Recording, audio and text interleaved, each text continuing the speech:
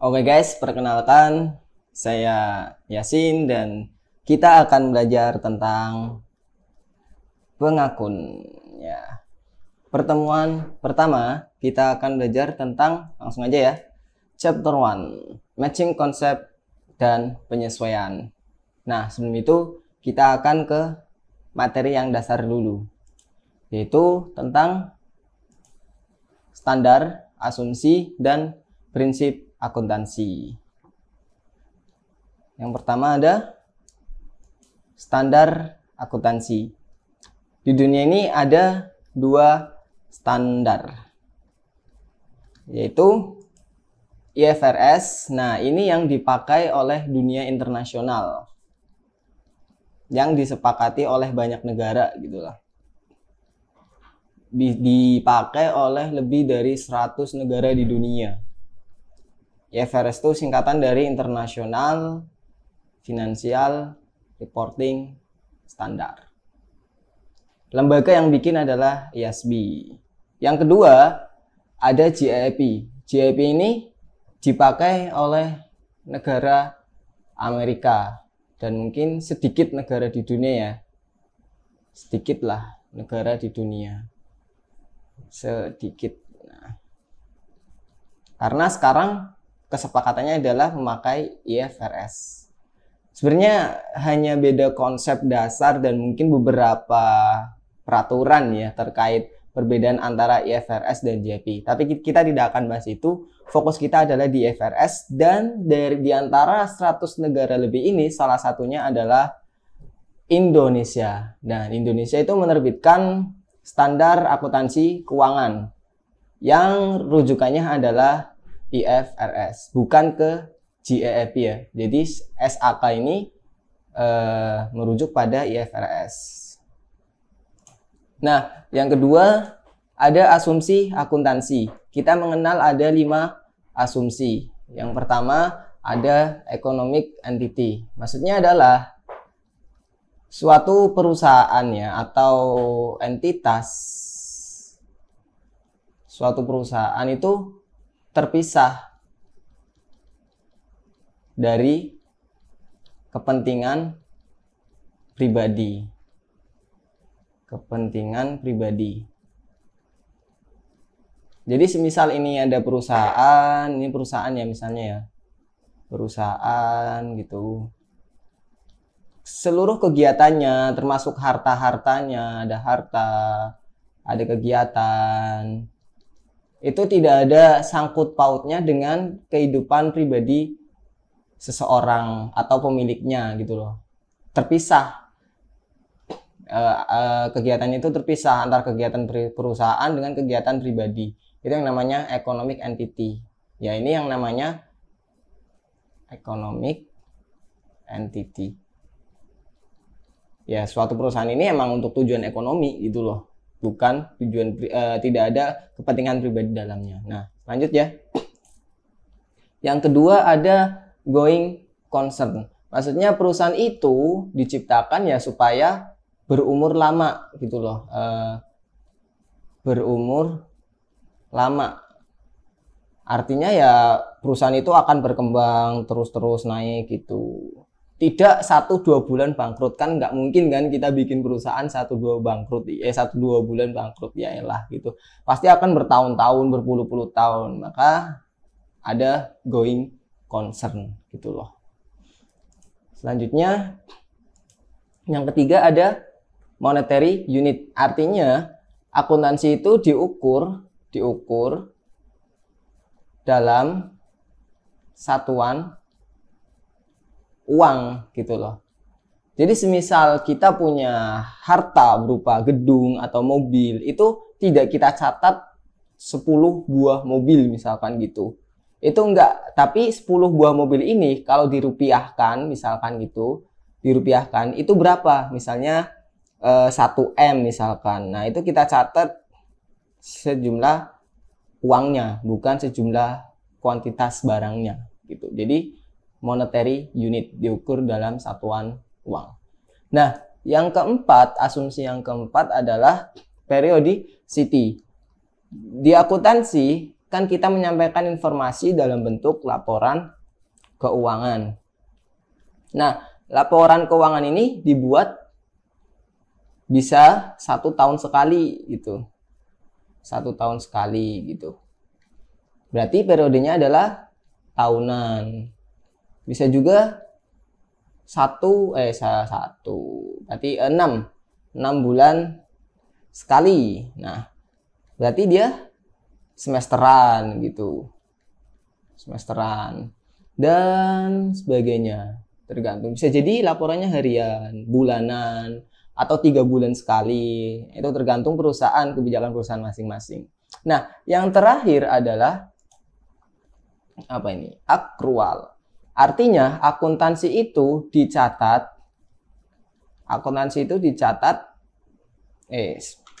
Nah, akuntansi dicatat saat terjadinya peristiwa. Nah, atau transaksi. Jadi nggak peduli tuh apakah sudah ada uangnya, apakah uangnya itu udah ada ya keluar masuk atau belum, karena fokus asumsi akuntansi ini adalah akrual, yaitu saat peristiwa terjadi atau transaksi terjadi. Jadi walaupun tidak ada aliran kas atau uang, tetap kita catat. Nah, itu konsep akrual. Dan ini memang yang dikehendaki oleh IFRS, gitu ya. Nah, selanjutnya ada prinsip akuntansi. Ada 4 prinsip akuntansi. Yang pertama ada measurement, pengukuran. Nah, akuntansi diukur pada 2 prinsip, yaitu tulisannya gimana ini? Coret aja lah. Historical principle, dan satunya adalah fair value principle. Historical artinya akuntansi itu mengukur suatu barang atau benda itu saat diperoleh atau saat dibeli lah. Misalnya kita beli tanah nih, beli tanah land ya. Land tahun 1945. Nah, harganya saat itu masih 1 juta. Untuk 1 hektar ya, 1 hektar tanah misalkan. Tanah 1 hektar itu sama dengan 1 juta. Ya, yang kita catat adalah 1 juta. Berapa uang yang kita keluarkan untuk memperoleh tanah ini. Ya, ini yang kita catat. Itu memakai konsep historical principle. Kalau fair value principle artinya barang itu dicatat pada harga wajar. Salah satunya adalah harga pasar. Nah, contohnya misalkan tahun 45 kita beli tanah 1 juta. Nah, perusahaan ini misalkan masih bertahan sampai tahun 2020. Dan saat itu harga tanah misalkan sudah 1 miliar gitu loh. Masa sih kita nyatet 2020 tanah 1 hektar 1 juta? Kan kayak nggak masuk akal gitu kan? Kayak ada kebohongan di antara kita ya. Tanah mana yang harganya 1 juta per 1 hektar di belahan bumi mana? Nah, makanya untuk supaya relevan dengan zaman perlu adanya penilaian kembali. Maka tanah tidak dicatat 1 juta tetapi 1 miliar. Dan ini kita memakai konsep fair value principle gitu. Nah, prinsip yang kedua adalah revenue recognition. Artinya pengakuan pendapatan. Jadi di sini kita akan mengakui kapan ya.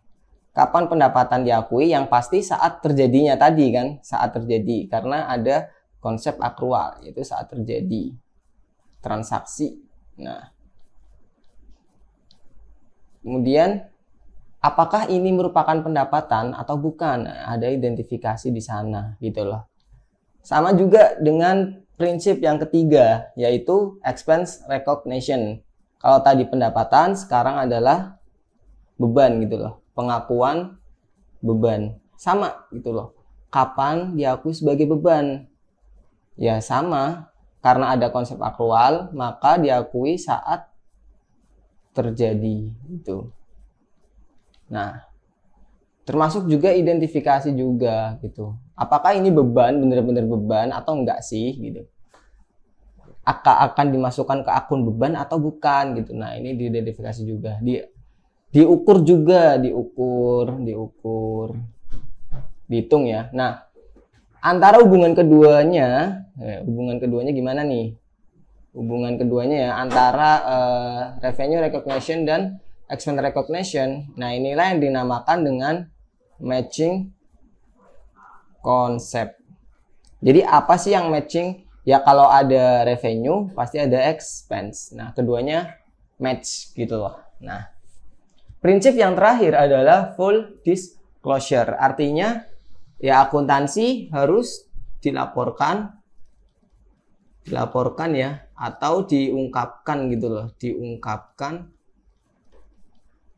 detail gitu loh. Tidak ada yang disembunyikan, informasi yang disembunyikan. Dalam bentuk ya ada laporan keuangan kan, laporan laba rugi. Terus yang kedua ada laporan perubahan ekuitas. Yang kepencet. Yang ketiga ada laporan posisi keuangan ya, posisi keuangan atau yang kita kenal dengan neraca. Yang keempat ada laporan arus kas. Dan yang kelima, nah ini untuk sesuatu yang tidak bisa ditulis di laporan, kita tulis di catatan atas laporan keuangan. Nah, ini memakai prinsip full disclosure. Nah, itu tadi. Gampang kan? Nah, sekarang kita masuk ke penyesuaian. Kita kan udah bisa nih jurnal umum, jurnal yang lain-lain. Nah, kita akan masuk ke konsep penyesuaian.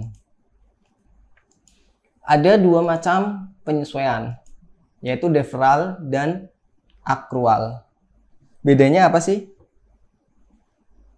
Dua hal yang digarisbawahi adalah deferral itu yang pertama ya, itu sudah ada aliran kas. Yang kedua, nah, kalau yang akrual belum ada aliran kas. Yang ini sudah ada aliran kas. Nah, yang kedua belum terjadi beban gitu atau pendapatan. Kalau yang ini sudah terjadi atau timbul beban atau pendapatan. Simpelnya adalah kita udah ngeluarin uang atau menerima uang, tapi ternyata belum terjadi beban atau pendapatan. Kalau ini kita belum menerima atau mengeluarkan uang. Ini sih yang perlu digarisbawahi di kasnya gitu loh. Nah, masing-masing punya dua macam, yaitu ada prepaid expense untuk yang deferral ya, dan unearned revenue. Akrual juga ada accrued revenue dan accrued expense. Bedanya apa? Nah, di sini. Pertama kita akan bahas dulu tentang deferral. Konsep nyatanya adalah contoh nyata ya. Contoh nyata itu semisal pulsa gitu loh. Pulsa atau token listrik deh, token listrik. Nah, atau sewa kos. Nah, ini masuk ke konsep deferral. Kita masuk ke prepaid expense. Prepaid itu artinya ya uang muka gitu loh. Uang muka. Expense, beban dibayar di muka gitu. Di muka, enggak ya. Contoh realnya adalah sewa kos pulsa tadi ya. Sewa kos aja deh yang gampang. Sewa kos. Semisal si Adi itu sewa kos ya, sejumlah 12 juta untuk 1 tahun. Si Adi sudah mengeluarkan 12 juta, tetapi dia belum menikmati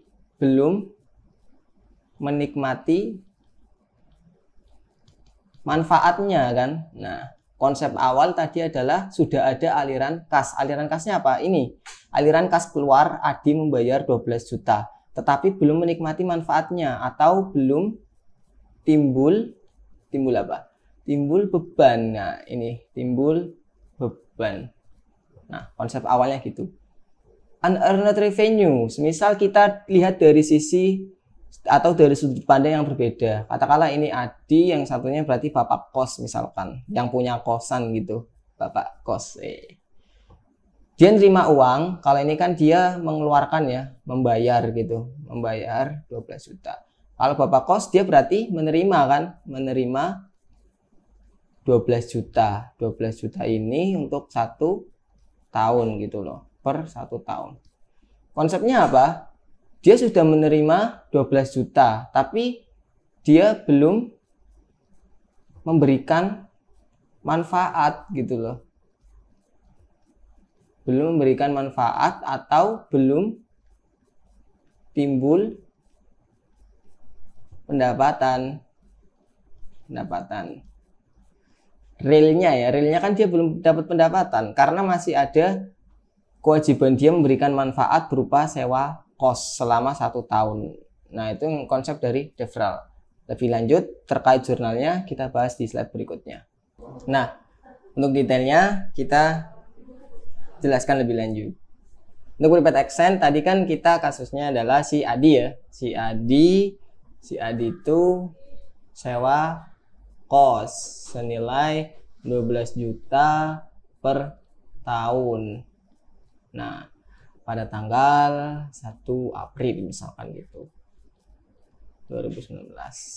Nah, Adi ini nyatetnya bagaimana 1 April. Nah, 1 April rajin banget dia bikin jurnal ya. Nah, dicatat jurnalnya gimana? Ada 2 pendekatan guys. Pendekatan yang pertama itu pendekatan income statement, atau kan ini kaitannya dengan expense kan, berarti pendekatan expense. Nah, pendekatan yang kedua itu ada pendekatan SOFP. Nah, ini kaitannya dengan aset. Nah, kalau dia memakai pendekatan expense, berarti jurnal yang dia buat adalah debitnya itu rent expense. Jadi dia mengakui expense dulu gitu loh. Kreditnya cash, kan dia keluar uang 12 juta. Nah, kalau dia pendekatannya SOFP, jurnal yang dia buat bukan rent expense akunnya, tapi prepaid rent pada cash senilai sama ya, 12 juta. Jadi yang membedakan adalah akunnya. Kalau dia income statement, akun yang digunakan adalah expense. Kalau yang dia SOP, akun yang digunakan adalah prepaid. Nah, prepaid ini termasuk dalam aset.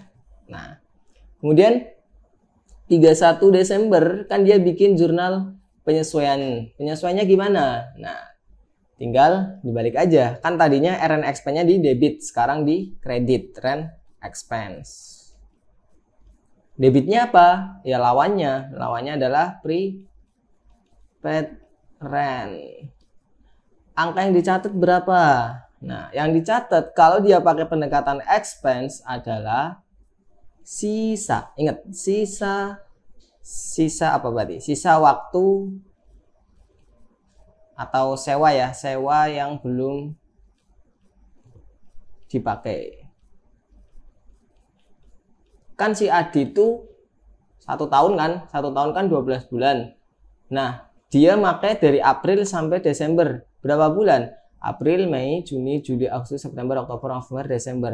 Berarti dia pakai 9 bulan. 9 bulan pakai. Berarti sisanya berapa? Sisanya adalah 3 bulan. Maka yang dicatat adalah 3/12 kali 12 juta. Berarti 3 juta. Ingat, yang dipakai adalah sisanya, menjadi asetnya dia gitu loh. Nah, kalau dia pakainya pendekatan SOFP, kreditnya ya ini kan tadinya di debit, prepaid rent-nya di debit, sekarang jadi di kredit, prepaid rent. Debitnya ya lawannya adalah rent expense. Kalau dia pakai SOFP, yang angka yang dicatat adalah yang dipakai. Ingat ya, yang dipakai. Kalau yang income statement itu sisa, kalau yang SOFP atau pendekatan aset itu yang dicatat adalah yang dipakai. Yang dipakai berapa tadi? Ini ya, 9 bulan. Berarti 9 per 12 kali 12 juta. Sama dengan 9 juta per 9 juta per koper sih 9 juta ya. Nah, 9 juta yang dicatat. Oke. Nah, ini dari sudut pandang si Adi. Kalau misalkan bapak kosnya ternyata nyatet juga, ya lah, niat banget gitu loh. Dari sisi bapak kosnya. Berarti kan bapak kosnya itu dia menerima uang 12 juta, menerima 12 juta untuk jasa sewa kos-kosan yang dia punya selama 1 tahun. Tanggalnya sama gitu loh. Berarti 1 April bapak kos nyatet jurnal gimana? Sama ya, pendekatan income statement dan pendekatan SOFP.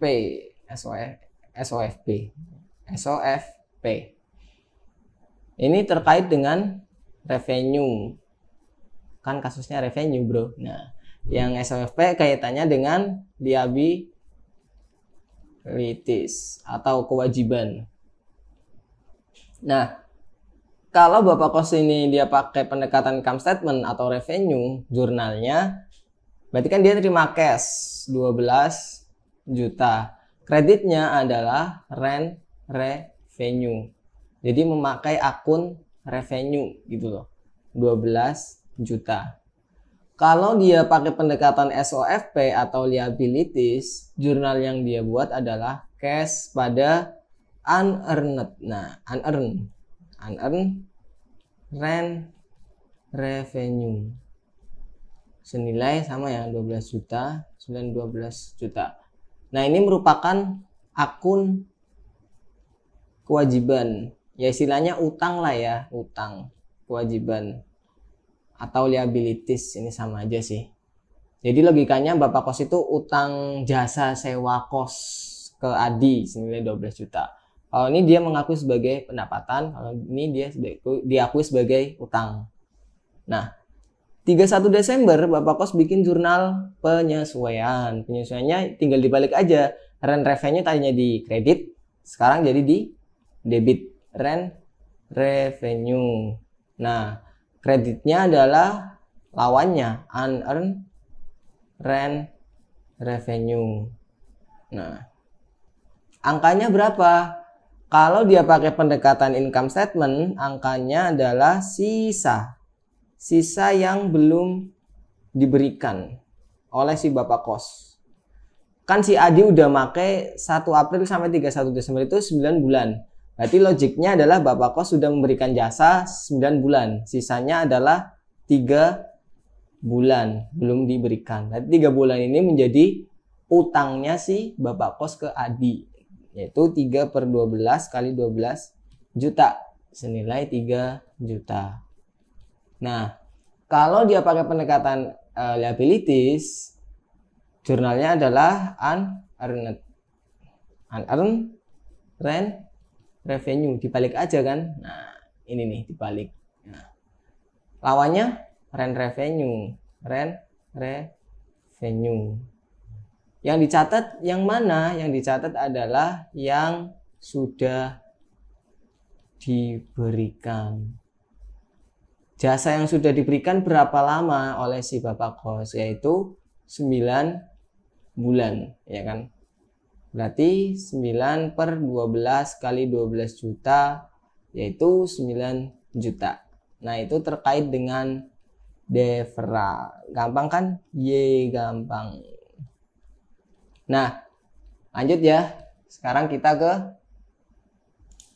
akrual. Konsepnya tadi apa? Tidak ada aliran kas. Kemudian sudah terjadi atau timbul ya, sudah timbul beban atau pendapatan. Nah, untuk yang revenue, kita ke yang revenue. Kita ke contoh soal aja langsung. Misal kita itu penjahit ya, kita itu adalah penjahit. Terus kita bikin nih, menerima pesanan dari yang jadi tadinya kain jadi baju. Nah, shit, ya anggap aja baju lah ya. Nah, baju. Terus baju ini kita berikan ke customer kita, ke pelanggan kita gitu loh. Kita udah kerja, kita udah nyerahin barang, tapi kita belum menerima uang. Maka logiknya itu akan jadi piutang kan. Nah, atau si pelanggan berarti utang kita, utang ke kita. Jurnalnya adalah akun receivable berarti. Nah, receivable pada revenue, pendapatan. Misalnya senilai 1 juta deh, 1 juta.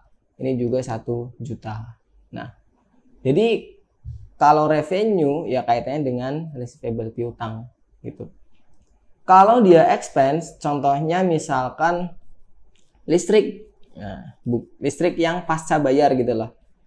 Pasca bayar. Kan biasanya kita makainya itu make bulan Desember misalkan. Bayar Januari ya kan. Nah, padahal 31 Desember kita harus bikin jurnal, kita harus bikin laporan keuangan. Makanya harus bikin jurnal penyesuaian dulu. Kita belum bayar kan? Kita belum bayar karena bayarnya nanti Januari, tapi kita udah make, Berarti sudah timbul, sudah terjadi beban. Maka harus kita akui, jurnalnya adalah 31 Desember, yaitu listrik berarti utilities expense. Kreditnya kan tidak, kita belum bayar. Berarti dicatat sebagai utang, yaitu utilities payable. Senilai misalnya 500.000. Nah, 500.000. Berarti kita utang ke PLN 500.000. Contoh lainnya misalnya kita punya pegawai. Kan pegawainya udah kerja nih Desember. Kita gaji itu Januari. Sedangkan 31 Desember kita bikin laporan keuangan. Maka harus bikin jurnal penyesuaian dulu. Harus diakui bebannya, yaitu salaries expense. Kreditnya apa? Ya, salaries payable diakui sebagai utang. Misalnya senilai 2 juta, kita utang ke pegawai 2 juta. Nah, logik kan, tidak ada aliran kas, tapi sudah terjadi beban atau pendapatan. Ini pendapatan, ini beban. Nah, gitu. Sekian chapter 1 matching konsep dan penyesuaian. Sampai ketemu di pertemuan berikutnya. Yeay.